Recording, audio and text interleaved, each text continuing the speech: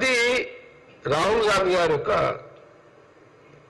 తాత ప్రధానమంత్రి, తర్వాత ఇందిరాగాంధీ గారు.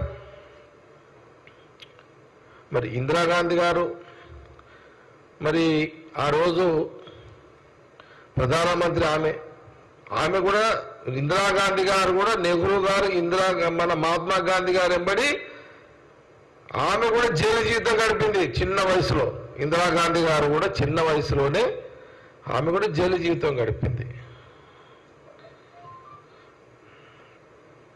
మరి ఆమె కూడా 6 సంవత్సరాలు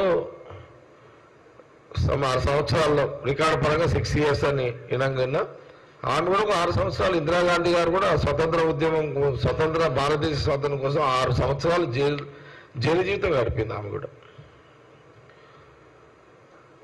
దాని తర్వాత ఇందిరాగాంధీ గారు ప్రధానమంత్రిగా ఉన్నప్పుడు కొంత అప్పుడున్న పాలసీలు, ప్రభుత్వ పాలసీలు, టెర్రరిస్టులు సంబంధించిన దాంట్లో మన అందరూ కూడా తెలుసు.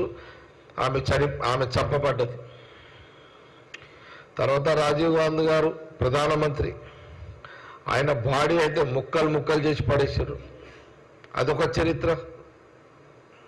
ఆయన బాడీ మొత్తం బ్లాస్ట్ చేశారు కదా, పీసెస్ చేసేసారు టెర్రరిస్టులు.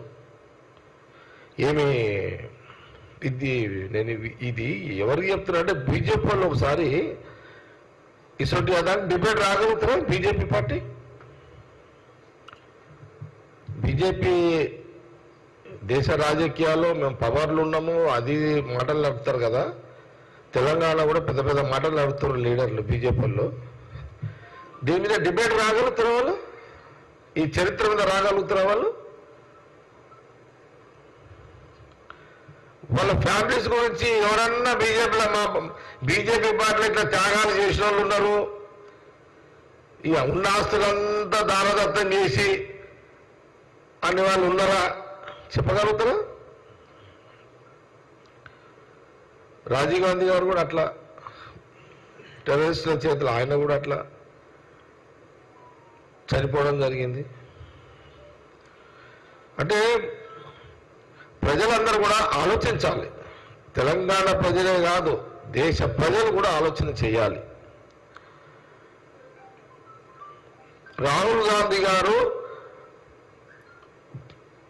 ప్రధానమంత్రులు, ఈ దేశానికి ఎక్కువ కాలం సంవత్సరాలన్నీ ప్రధానమంత్రుల కుటుంబంలో పుట్టిండు ఆయన రాహుల్ గాంధీ గారు.